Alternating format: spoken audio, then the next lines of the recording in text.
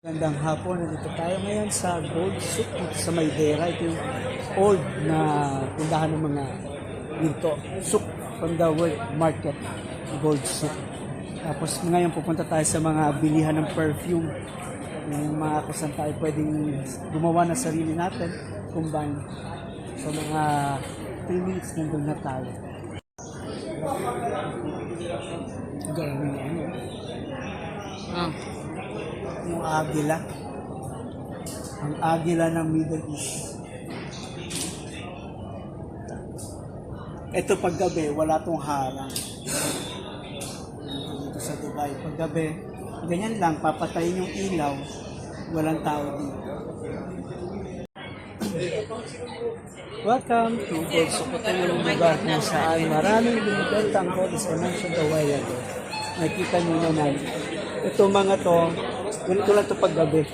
Naka-display, hindi nililigpit, hindi tinatanggal. And ganyan lang siya ka-safe. So itong buong kalye na to, Gold Souk, mayroon ding mga sa looban. Pero sabi nila kung gusto nyo bumili ng mas mura-mura, doon ka sa mga loob-loob. Kasi dito mas mahal ang bayad ng stock. And dito marami ka rin magbibili sa Gold Souk. Hindi lang gold. Perfume, mobile phone. Punta tayo sa isang bilhan ng perfume. Tara. Ito naman, bilihan ng saffron. Saffron, napakamahal. Hindi po ba, 1 kilo niyan ay sobrang mahal. Hindi siya ganun kadaling mabili. So mga grams lang. So minsan kakabili ka ng 50 grams. 50 dirhams. Ito peranggot lang. Na alin? Na saffron.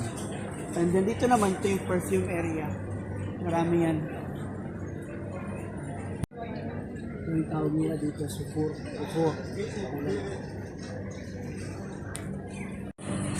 So ngayon, punta muna tayo sa bilihan ng mga bulaklak o mga flower accessories.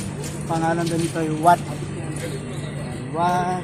Flora. Ito sa bansa. Pinas, nauso na yung agarwood ngayon. Napakamahal daw niya sa puno. Alam nyo ba na ang agarwood? Yan yung mga yan, no? Meron sa Vietnam, meron galing. Yung Vietnam. Yan, no? At alam nyo ba kung magkano yung per grams? Section na lang, kasi nakakalula. Ito yung mga agarwood, no?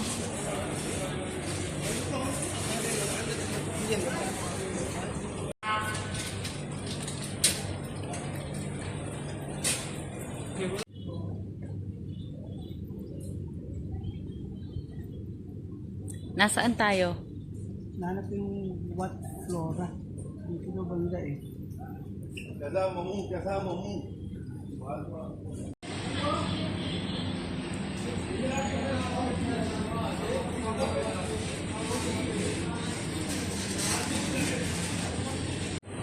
Bago kayo pumunta dito, hanapin niyo muna